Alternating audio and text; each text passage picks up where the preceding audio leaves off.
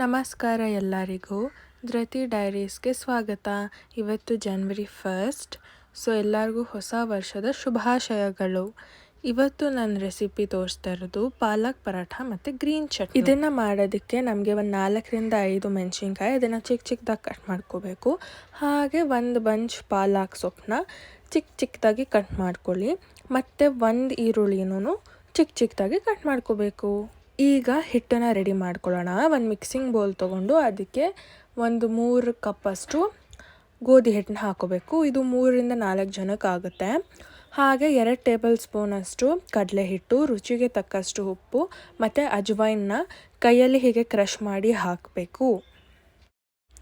ಆಮೇಲೆ ಇದಕ್ಕೆ ಅರ್ಧ ಸ್ಪೂನಷ್ಟು ಬ್ಲ್ಯಾಕ್ ಸಾಲ್ಟ್ ಹಾಕಿ ಮತ್ತು 1 ಟೇಬಲ್ ಸ್ಪೂನ್ ಡ್ರೈ ಮ್ಯಾಂಗೋ ಪುಡಿ, ಹಾಗೆ ಅರ್ಧ ಸ್ಪೂನಷ್ಟು ಚಾಟ್ ಮಸಾಲ ಮತ್ತು ಅರ್ಧ ಚಮಚ ಜೀರಿಗೆ, ಅರ್ಧ ಚಮಚ ಅರಿಶಿನ, ಅರ್ಧ ಚಮಚ ರೆಡ್ ಚಿಲ್ಲಿ ಪೌಡರು.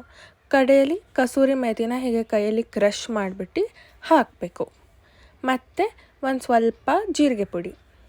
ಇದೆಲ್ಲ ಹಾಕಿದ ಮೇಲೆ ನಾವು ಏನು ಕಟ್ ಮಾಡ್ಕೊಂಡು ಇಟ್ಕೊಂಡಿದ್ದೀವಲ್ಲ ಚಿಕ್ಕ ಚಿಕ್ಕದಾಗಿ ಈರುಳ್ಳಿ ಮತ್ತು ಮೆಣಸಿನ್ಕಾಯಿ ಮತ್ತು ಪಾಲಕ್ ಸೊಪ್ಪನ್ನ ಹಾಕಬೇಕು. ಈಗ ಇದಕ್ಕೆ 3 ಚಮಚ ಎಣ್ಣೆ ಹಾಕ್ಕೊಳ್ಳಿ ಮತ್ತು ಸ್ವಲ್ಪ ಮಿಕ್ಸ್ ಮಾಡ್ಕೊಳ್ಳಿ. ಹಾಗೆ 3 ಚಮಚ ಮೊಸರು ಹಾಕೋಬೇಕು. ಇದೆಲ್ಲ ಹಾಕ್ಕೊಂಡು ಒಂದು ಸ್ವಲ್ಪ ಚೆನ್ನಾಗಿ ಅದಕ್ಕೆ ಮಿಕ್ಸ್ ಮಾಡ್ತಾಯಿರಿ. ಮತ್ತು ಸ್ವಲ್ಪ ಸ್ವಲ್ಪ ನೀರು ಹಾಕ್ಕೊಂಡು ಚಪಾತಿ ಹಿಟ್ಟನ್ನು ಅದಕ್ಕೆ ಕಲಿಸ್ಕೊತಾ ಬನ್ನಿ, ವಿಡಿಯೋಲಿ ತೋರಿಸಿದ ಥರನೇ. ಇದಕ್ಕೆ ನಾವು 1ರಿಂದ 1.25 ಲೋಟ ಅಷ್ಟು ನೀರು ಹಾಕ್ಕೊಂಡು ಈ ಹದಕ್ಕೆ ಕಲಿಸ್ಕೊಂಡಿದ್ದೀವಿ. ಈಗ ಇದಕ್ಕೆ ತಿರ್ಗಾ 2 ಸ್ಪೂನಷ್ಟು ಎಣ್ಣೆ ಹಾಕ್ಕೊಂಡು ನಾದ್ಕೊಳ್ಳಿ. ಪರಾಠ ಚೆನ್ನಾಗಿ ಆಗಬೇಕು ಅಂದರೆ ನಾದಬೇಕು ಚೆನ್ನಾಗಿ. ಅದನ್ನು ವಿಡಿಯೋಲಿ ತೋರಿಸಿರೋ ಥರನೇ ಮಾಡಿ.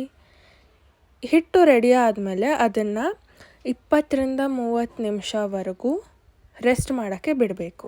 ಈಗ ನಮ್ಮ ಹಿಟ್ಟನ್ನು ರೆಸ್ಟ್ ಮಾಡೋಕ್ಕೆ ಬಿಟ್ಟು ಅದಕ್ಕೆ ನೆಂಚ್ಕೊಳ್ಳೋಕ್ಕೆ ಚಟ್ನಿ ಮಾಡೋಣ. ನಾವಿಲ್ಲಿ ಗ್ರೀನ್ ಚಟ್ನಿ ಮಾಡ್ತಾ ಇರೋದು.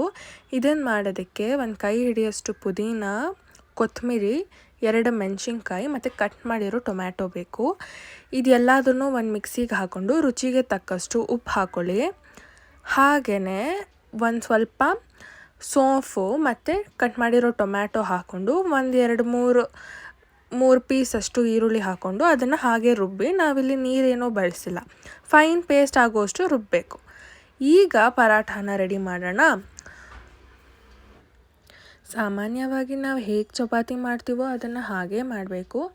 ಆದರೆ ಇಲ್ಲಿ ಸ್ವಲ್ಪ ದಪ್ಪಗೆ ಹರ್ಕೊಬೇಕು, ಪರಾಠ ಕನ್ಸಿಸ್ಟೆನ್ಸಿಯಲ್ಲಿ ಬರೋದಕ್ಕೆ. ಅದು ಹೀಗೆ ತೊಗೊಂಬಿಟ್ಟು ಚೆನ್ನಾಗಿ ಹರಿಯಿರಿ, ನಾರ್ಮಲಾಗಿ ನಾವು ಹೇಗೆ ಹರಿತೀವೋ. ಆದರೆ ಅದರದ್ದು ಲೇಯರ್ನ ದಪ್ಪಗಿಡಿ.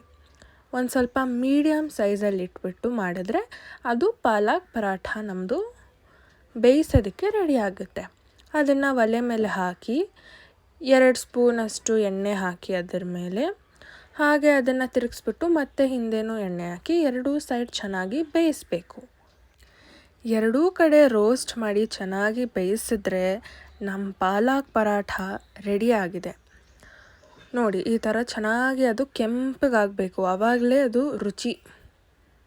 ಈ ಪರಾಠನ ನಾವು ಬೆಳಗ್ಗೆ ಬ್ರೇಕ್ಫಾಸ್ಟಿಗೆ ತಿನ್ಬೋದು, ಅಥವಾ ಲಂಚ್ ಬಾಕ್ಸಿಗೆ ತೊಗೊಂಡು ಹೋಗ್ಬೋದು, ರಾತ್ರಿ ಡಿನ್ನರ್ ಕೂಡ ತಿನ್ಬೋದು. ಇದನ್ನು ಉಪ್ಪಿನಕಾಯಿ ಜೊತೆ ಅಥವಾ ಮೊಸರು ಜೊತೆನೂ ತಿನ್ಬೋದು. ನಾವಿಲ್ಲಿ ಗ್ರೀನ್ ಚಟ್ನಿ ಜೊತೆ ಸರ್ವ್ ಮಾಡ್ತಾಯಿದ್ದೀವಿ. ಹಾಗೆ ಈ ವಿಡಿಯೋ ನಿಮಗೆ ಇಷ್ಟ ಆಗಿದೆ ಅಂತ ಅನ್ಕೋತೀನಿ. ಇಷ್ಟ ಆಗಿದರೆ ಲೈಕ್, ಶೇರ್ ಮತ್ತು ಸಬ್ಸ್ಕ್ರೈಬ್ ಮಾಡಿ. ನೀವೂ ಈ ರೆಸಿಪಿನ ಮನೆಯಲ್ಲಿ ಟ್ರೈ ಮಾಡಿ ನನಗೆ ಕಮೆಂಟ್ ಮಾಡಿ ತಿಳಿಸಿ. Thank you for watching my video.